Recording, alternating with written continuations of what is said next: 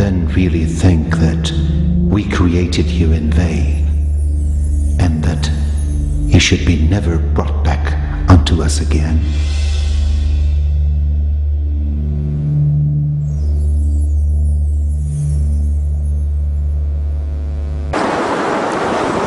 بسم الله الرحمن الرحيم. الحمد لله رب العالمين، والصلاة والسلام على سيدنا وعظيمنا وحبيب قلوبنا وشفيع نفوسنا أبي القاسم محمد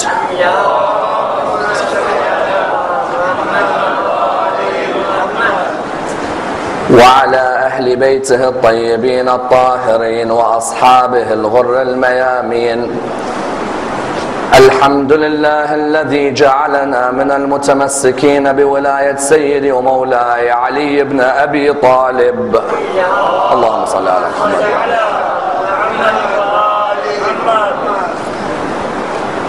الحمد لله الذي هدانا لهذا وما كنا لنهتدي لولا أن هدانا الله. أما بعد، يقول الله في كتابه الكريم: بسم الله الرحمن الرحيم. قل لا أسألكم عليه أجرا إلا المودة في القربى. The first of our loud salawat in honor of Rasulullah Muhammad sallallahu alayhi wa alihi wa sallam.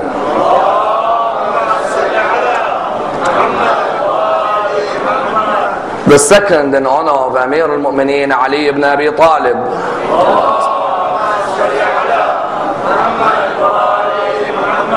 The third with your loudest voices in honor of the Imam of our time, Imam Sahib al-Asr wal-Zaman.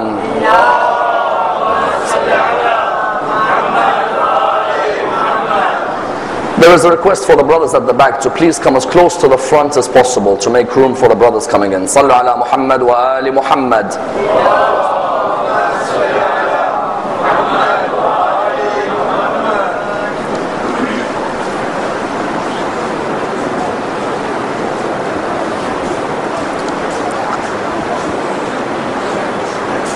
Respected scholars, brothers and sisters, Assalamu alaikum wa rahmatullah wa barakatuh.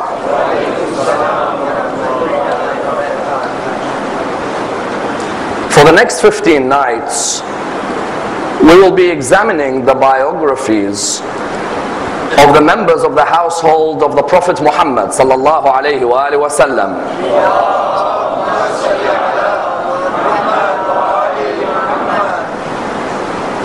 An examination of the utmost importance, one which affects each and every one of our lives, and an examination with a historical basis and a contemporary significance.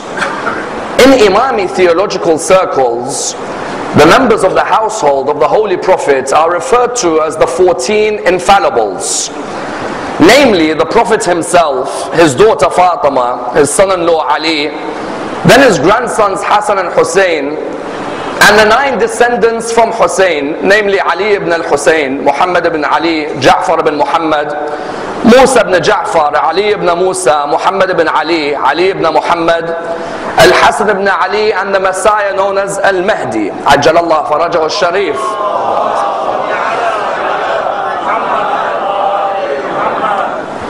The principal aim of this examination is threefold. The first reason we're going to dissect the biographies of each member of the household of the Prophet is to apply their lessons into our life. Because when we dissect the lives of these personalities, we ask ourselves, what of their life over 1,000 years ago affects our life today in 2011? When I examine these great personalities, I ask myself which of their standpoint, which of their ethics, which of their principles can relate to my standpoints, my ethics, and my principles today. Which situations did they face in their life, which I may be facing in my life, As in, when we come to dissect the life of every one of these leaders, it shouldn't just be a theoretical discussion about when they were born, or how many children they had, or who they were married to. That part of knowledge is important. What it should really be is a practical discussion which examines the way their life affects our life. Which circumstances did they fall in, which we may fall in as well? And that's why, what do you find? You find that the first of the important points in dissecting the biographies of these 14 is that we want their lives to relate to us. Because many times people always say that when people discuss the biography of the 14, we don't relate history to our life today. We hear all these great stories, but we don't see a relationship with what we face today. The irony is, every one of those 14 at one point or another in their life faced a situation which we will face in our life. Either they had situations or circumstances with their family, or with their friends, or with their enemies, or with people of the same faith, or with people of different religions. We find that each of them faced circumstances, and we need to dissect how they reacted to those circumstances. At the end of the day, when we take them as role models in our life, it's not simply role models because they are from the line of the Prophet. There were many from the line of the Prophet. Rather, these members from the line of the Prophet were the one who in many Islamic traditions he narrates you should hold on to. Therefore, the first point as to why we're going to dissect their biographies is so that we take as many lessons from the anecdotes from their lives as is possible. As in, there's no point me just taking lessons in my life from Ali ibn Abi Talib only, or from Hussein only. Which lessons can I take from Musa ibn Ja'far? Which lessons can I take from Muhammad al-Jawad? Which lessons can I take from Hassan al-Askari? There is a tendency in our communities to focus on a couple of imams from the Infallibles and neglect many of them. This series of lectures on the first point will seek to dissect every imam every night and ask ourselves which lessons from their lives are applicable to us. That's the first point. The second point in examining the biography of the 14 Infallibles is that there are 4 key questions every human being will ask in their life, which these 14 have answered in their life. What are these 4 key questions? Which a Hindu will ask, a Sikh will ask, someone of the Jewish community will ask, someone of the Buddhist community will ask, someone of the Christian community will ask, someone of the atheist community will ask. There's 4 key questions which every human will ask. The first of them is a metaphysical question. The second is a cosmological question. The third is a psychological question, and the fourth is an ethical question. There is not a single human being who does not go through a moment in their life without asking these 4 questions. And there is not a single moment in the lives of those 14 where they have not answered each of them. What are the 4 questions? The metaphysical question: is there an unseen force who is the cause of the effect that we are today? Is there a God, or is it Mother Nature? That's a metaphysical question. It goes above the physical towards the unseen. Then there's a cosmological question. How did this universe begin? Many people ask that question. Then there is a what? A psychological question. What is my role in this world? Then there is an ethical question. How do I behave with other human beings, whether the human is from my religion or from another religion? Those 4 questions are the 4 most important questions in the psyche of any human. No human being will go through their life without asking these 4. The second reason we're going to diagnose and dissect and analyze the biography of the 14 Infallibles is to look at what their answers were to these questions.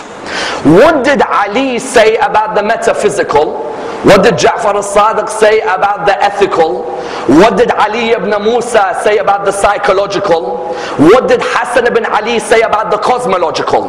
The second reason is that we want to see how their holistic approach to the world provides answers for mankind in the 21st century, be mankind a Muslim or not. The third reason we're going to dissect the life of the 14 infallibles in this series is because we as Muslims have committed injustice to these 14. How? We have cocooned them for ourselves and we don't share them with other religions. How many of us have explained Ali ibn Musa al-Rada's golden medical dissertation to the Sikh community? How many of us have discussed the maxims of Ali ibn Abi Talib with a Buddhist? How many of us have dissected the bravery of Hussein outside of Karbala and then discussed it with a member of the Jewish community? You notice these 14 were not meant for Muslims. Rather, they were the property of every human being. We made them the property of Islam only, and we committed an injustice. As in, how many of us can sincerely say that we've discussed our imams with our non-Muslim brethren? Some will say, okay, I discussed Imam al-Hussein one day with one of my non-Muslim friends. I asked him, how about Ja'far al-Sadiq? Did you discuss him? Or did you discuss Muhammad al-Jawad's knowledge with your non-Muslim friends? When these 14 were chosen as guidance, they were chosen as guidance for mankind, not for Islam. Islam came as a religion to allow for the evolution of the growth of mankind. The role of the 14 was what? Their role was to allow for the growth and the evolution of the human being, but any human being, not just the Muslim being. Notice Gandhi. Does anyone ever say Gandhi the Hindu, or do they say Gandhi the humanitarian? When they look at Luther King, do they say Luther King the Christian or Luther King the humanitarian? What we need to do at the end of this series is take the Imams of Al-Muhammad and the leaders, the infallibles, out of the cocoon of Islam and allow the whole world to learn from their lives, from their principles and from their ethics. Generosity, is it an Islamic principle or a human principle? Patience, is it an Islamic principle or a human principle? Forbearance, is it an Islamic principle or a human principle? All of the traits from these Imams are human principles. Any human being can relate to a patient human being. You don't need to belong to Islam to say patience is a virtue. The third reason we'll dissect their biographies is to allow them to be seen as human role models. That's why tonight, as an introductory lecture, tonight I'd like to focus on one area before I begin tomorrow with the Holy Prophet's biography. Tonight, the first questions I want to ask are questions regarding my methodology in reconstructing Islamic history. And I'd like to ask a number of key questions. Number one, can we reconstruct Islamic history, or is history his story? Number two, how important is intertextuality for us to have a rounded picture of these 14's lives? Number three, what are the sources we're going to use to discuss the lives of the 14? And why is it important that we use our sources and sources from other schools in Islam? Number four, these 14, or indeed these 12, was it a made up notion after the 12th Imam went into Ghaibah?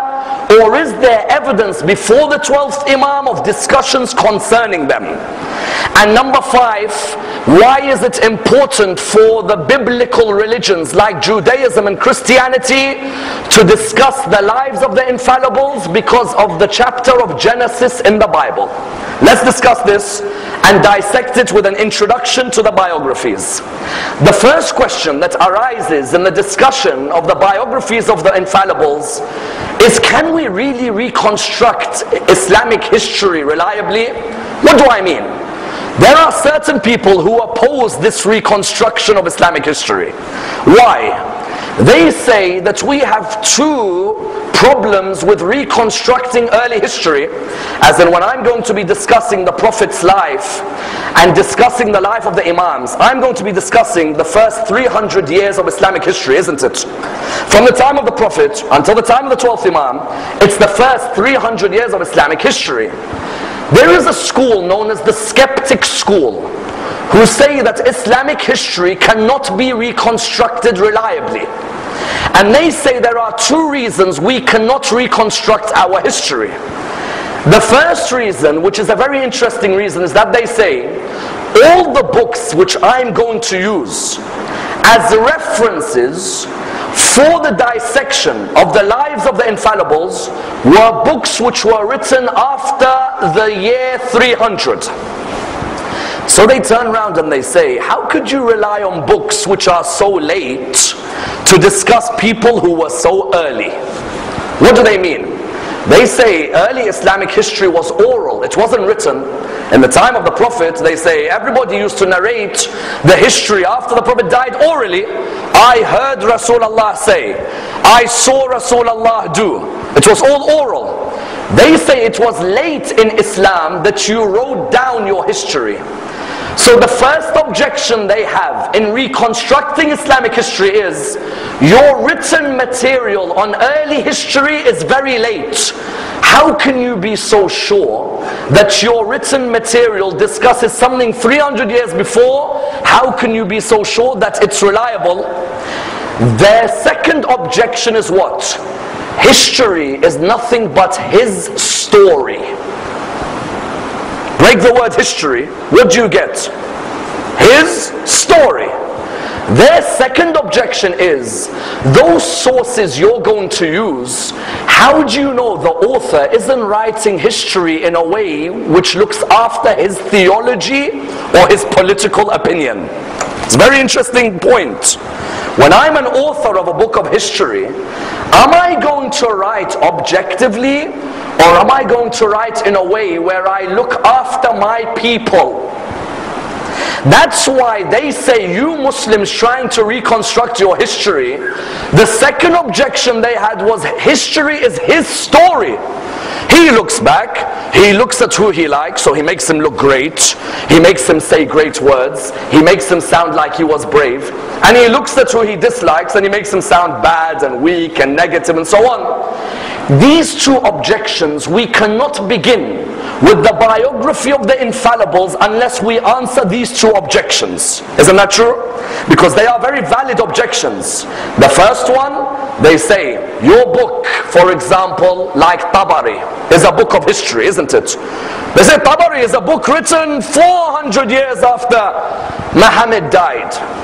Or they say, for example, your book like the book of Al-Baladhari and Sab al-Ashraf, that's written 300 years after Muhammad dies.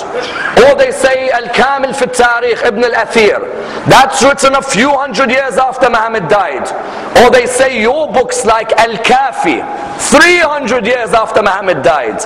Or Man la yahdaru al-Faqih. They begin to name you all these books, and when you actually look at when they're written, you're like, hold on a minute, how comes all the books we use are written so late? If I'm going to use books which are written 300 years after Jamal, Siffin and Karbala, how do I know these books are actually telling the truth? Because there's such a big gap, isn't there? Say for example, Karbala was in the 61st year after Hijrah, and a book like Tabari is writing, let's say 250 years after Karbala. How do I know that he's reconstructing it exactly the way it should be? Because they're saying all your material was oral, people would hear each other, but no one was writing until late. How do we reply to both these objections? I need you to understand the reply to both. Because the moment you can reply to both, you can reconstruct Islamic history. The first reply to the group who say your books are late, we reply, number one, does a solid core of history exist from these books even though they're late? There is a concept called the solid core.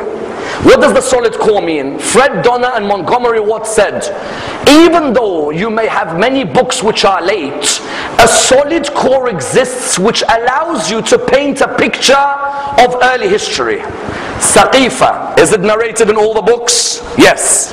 There's a solid core about Saqifa. Jamal, is it narrated? There's a solid core. Safin, do all of them talk about Safin? Yes. Nahrawan, do they talk about Nahrawan? Yes.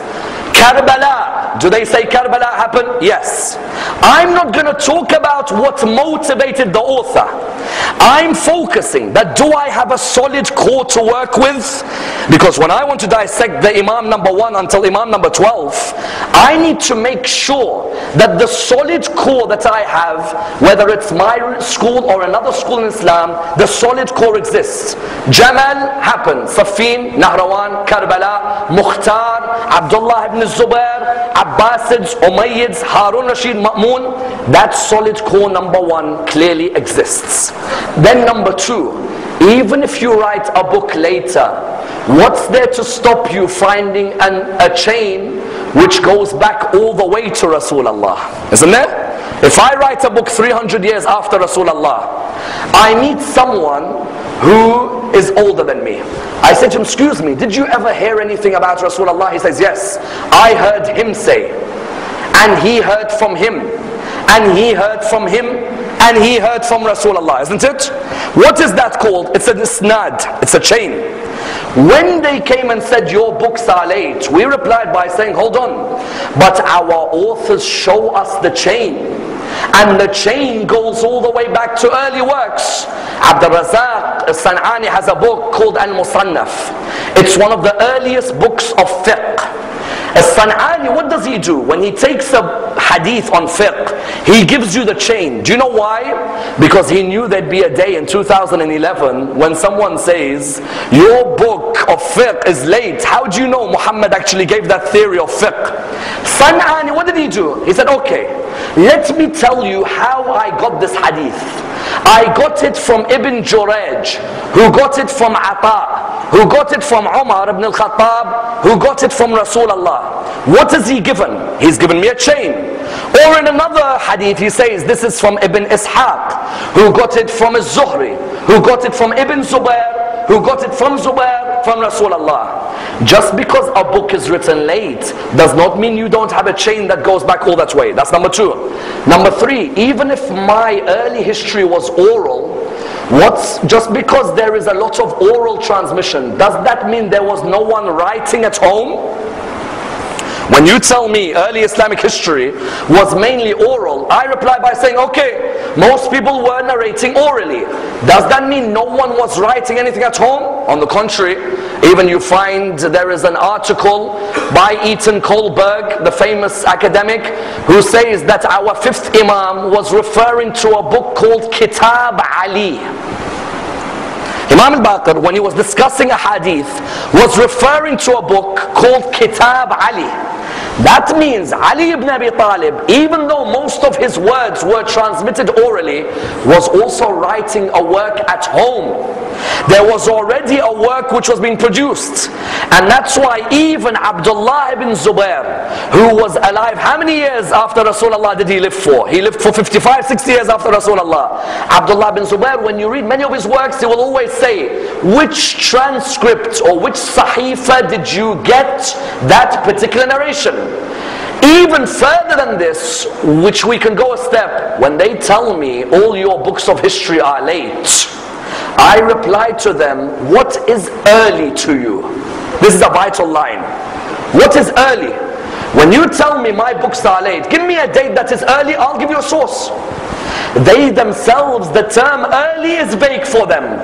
They played psychologically by telling us your books are late. I reply by saying to them, what is early? Give me a date. If I give you a book from that date, will you admit I can reconstruct Islamic history clearly? Therefore, the first group, we replied back to them. But the second group were more interesting. The second group said history is his story. How do you know that that writer who you trust, of course he's going to write books praising Ali and hating Muawiyah, because he's from your school. So when he writes history, he's writing his story. He's not going to write history the way it should be written. And they gave two brilliant examples. There is two scholars who are famous historians and theologians.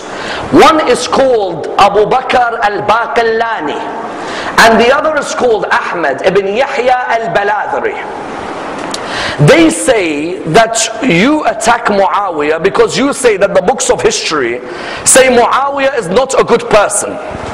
But the people you get your hadiths from, how many times on the minbar have you heard someone saying, it's in Bukhari, it's in Bukhari? Many times you've heard speakers who say, it's in Bukhari. Bukhari says this person is bad. Bukhari was working for the Abbasid government. Do you think an Abbasid is going to write history writing good about Bani Umayyah? It's a point. When you're saying Bukhari has a hadith where he's against Muawiyah, for example, or Yazid. Yes, but Bukhari was working with the Abbasid government.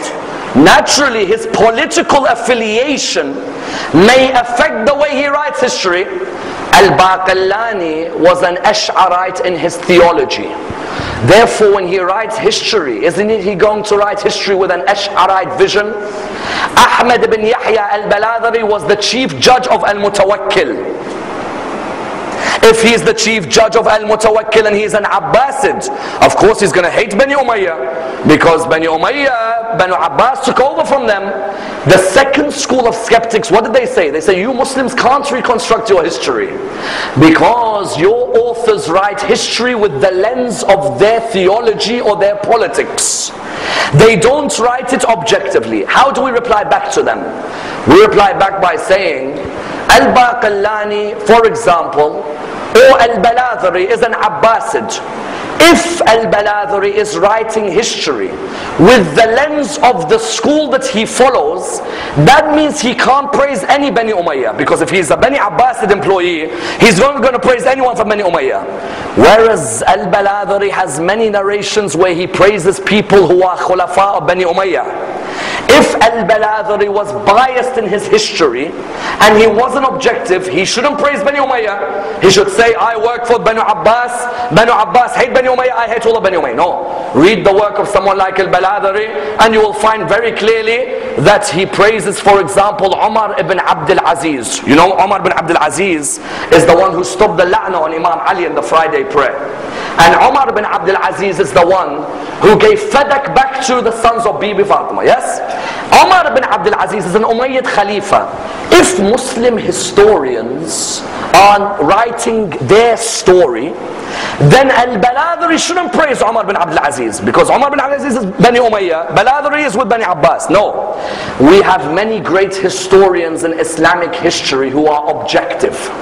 When they need to praise their own, they will praise. But when they need to praise the opposition, they will praise as well. Number two, in reply to these people, what makes you think there was a crystallized ideology in many of these people's minds at the time? You know why they say this? They say some of these scholars, they already were crystallized in their opinion. That's why they are not objective in their history. Who told you they were crystallized in their opinion? Many of them still were trying to understand how Islam developed. There wasn't such a thing as a prototype, for example, follower of Ahlus Sunnah. There was someone who in his theology was following Ash'ari and in his fiqh was following Abu Hanifa. Can you call that someone who is crystallized? No. In his theology he follows one scholar and his fiqh he follows someone else. In other words, what are we saying? We're saying when someone replies by saying history is his story, we reply yes. There may be moments where a person's opinions affect the way they write their history, but many of our historians are objective. But that leads me on to a theory. If we are going to only use historical sources to discuss the biography of the 14 infallibles, we're going to find ourselves in a debate which is what? Cyclical.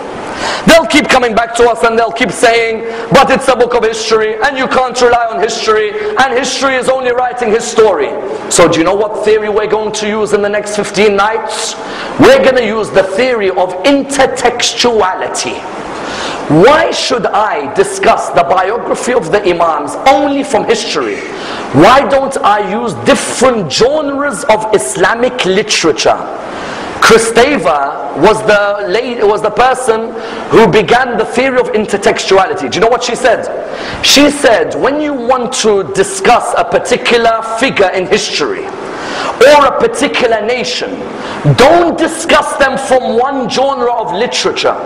Use different genres of literature and discuss them, because you will allow yourself to see different codes of knowledge coming out from different areas of literature. What do I mean? I mean, why should we focus on history? Why don't we also use books of jurisprudence, known as books of fiqh?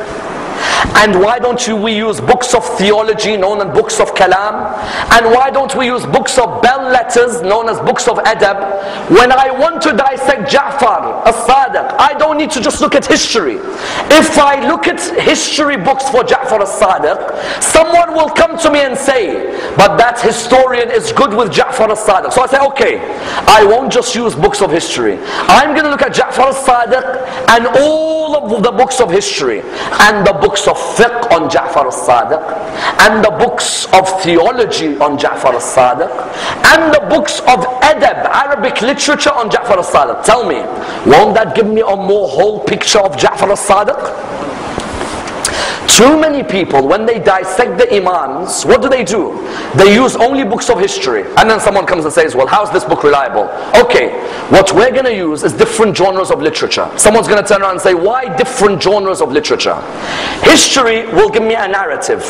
Fiqh will show me how much they contributed to this religion's legal system.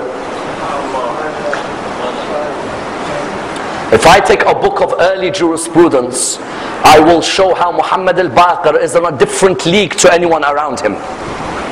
If I only took a book of history, I will only look at Muhammad al-Baqir in terms of family, wife, children, wars. If I use a book of fiqh, I can show you Muhammad al-Baqir's legal knowledge of salah and sawm and zakat and hajj and khums and so on. But I'm not going to stop there. Let me look at Muhammad al-Baqir also from theology. Let's look at his sermons on predestination and free will. Let's look at his sermons on the importance of God's mercy to mankind. Let's look at his sermons on theological issue about sin and the different types of sin. Now look, I have Muhammad al-Baqir from history. I have Muhammad al-Baqir from fiqh. I have Muhammad al-Baqir from theology. I don't stop there. I'm also going to look at Muhammad al-Baqir from Arabic literature. Let's look at the eloquence of Amir al-Mu'mineen from Arabic literature as well. The khutbah of Imam Ali, where he doesn't use the letter alif once. Or the khutbah of Imam Ali, where he was asked, can you give a whole khutbah without using a letter of the Arabic alphabet which has a dot? He gave a whole khutbah without any of the letters with dots. If I use a book of history, Ali ibn Abi Talib will be narrow to a historical figure. Let me show Ali from history, Ali from fiqh, Ali from theology, Ali from Arabic literature. Now you will see why they are on a different level to those who surrounded them. So someone asks, so what are the sources you're going to use? These are the sources I'm going to use over the next 15 nights. I'm mentioning them so that you may go and do further reading on these sources and allow for a more grand picture of these 14 infallibles. From history, I'm going to use the works of Baladhari, Tabari, Ibn al-Athir, Yaqubi, Mas'udi. These are going to be my historians. In theology, I'm going to use the works of Shaykh al-Mufid, Sharif al-Murtada, al-Tawhidi, Qadi Abd al-Jabbar, Qadi Nu'man. These are the people for me for theology. In fiqh, I'm going to use the works Al-Fiqh Al-Akbar of Abu Hanifa, Kitab Al-Umm of Imam Al-Shafi'i, Malik's Muwatta, the work of later jurisprudence like Jassas, for example, and even taking snippets from the works of Bukhari and Muslim and Nasa'i and so on. In Arabic literature, we're going to use Jahid and we're going to use Tawhidi. Now we look, we've got 4 genres of literature to examine 14 human beings. 4 genres of literature. Are these the only sources I'm going to use? No, I'm going to add you more sources. We're going to use, for example, Abu al-Faraj al-Asfahani's, for example, we're going to use Maqatil al-Talibiyin, Kitab al-Aghani is going to be used as well. We're going to use the works of later historians and academic specialists like Aqad, Tustari, Lawasani, Amin. Even, for example, the works of someone like Ibn Amda and Ibn Anba. You will use all of these works.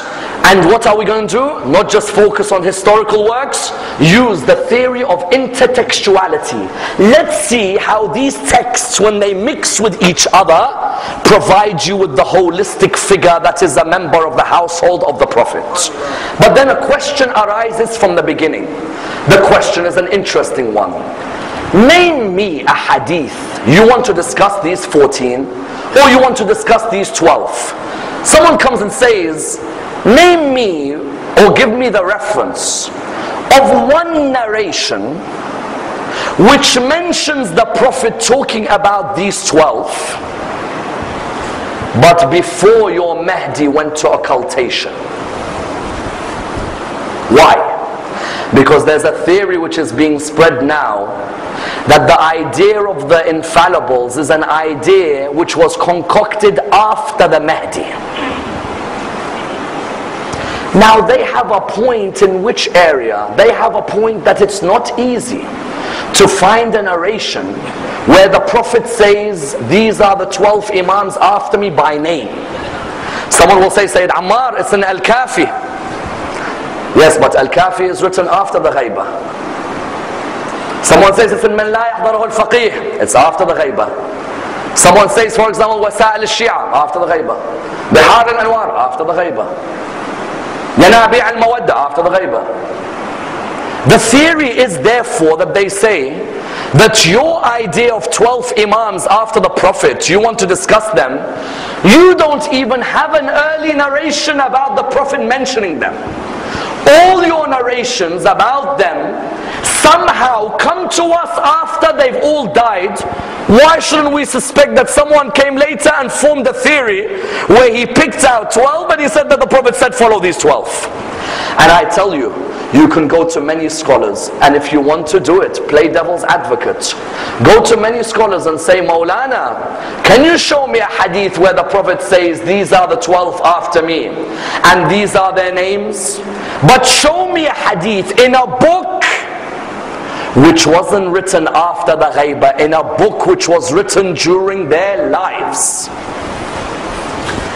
The moment you can answer this question, then you can move on with the discussion. And I tell you, it's not an easy question to answer. Because there are many who come and tell you, discuss the Ma'soomeen, follow the Ma'soomeen. Tell him, excuse me, where is the hadith about these Ma'soomeen? Because I see the hadith is very late.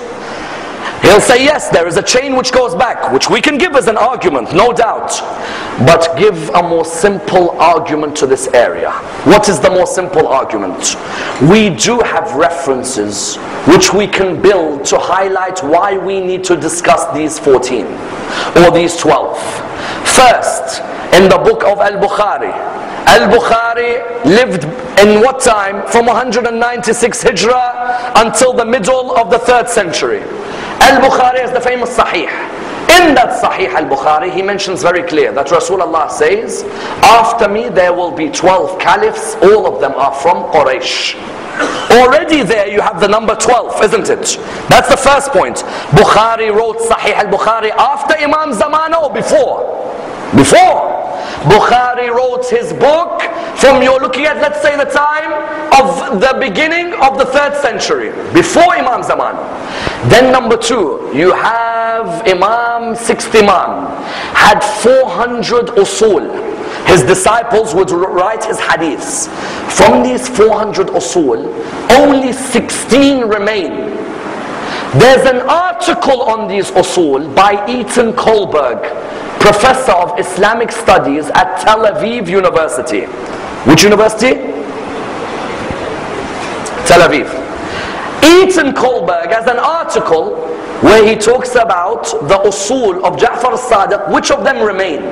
Many of these usul, many of these hadiths were burnt out or removed. Only 16 remain, and they're in Iran. They've remained. The manuscript has remained. Of these 16, there is one which is a vital one, which is protected today. The manuscript called Al-Asl, the Asl of Abu Sa'id al-Asfari. This hadith is of a man called Abu Sa'id, lived in the time of Imam al-Sadiq. The manuscript is with us until today. It's been protected. Abu Sa'id says that the Prophet said, there are 12 successors after me, and he named them from Imam until Imam. Number 2. Number 3, the great companion of Ahlul Bayt, Fadl ibn Shadan, has a book called Kitab al-Ghaybah. Fadl ibn Shadan was a companion, according to some, of the 8th, 9th, 10th and 11th Imam. And he's the one who has the hadith about the 12th Imam. Fadl ibn Shadan has a hadith where the Prophet mentions the names of each of the 12. Fadl ibn Shadan came after Imam Zamana or before? Before. If he came after them, people will say, you made up this theory. When you had 12 names, you made them up. No. In the time, then we have a Zaydi leader. You know our Zaydi brothers in Yemen. One of their great leaders, Al-Rassi, was living in the time of our 10th Imam. He has a book called Ar-Rad al-Rafida, a reply to the rejectors. Because you know they call the Imamis rejectors. In the book Ar-Rad al-Rafida, he talks about our 10th Imam. What does he say? He says, and the 10th Imam of the Rafida. Ar-Rassi is living in the time of the 10th Imam.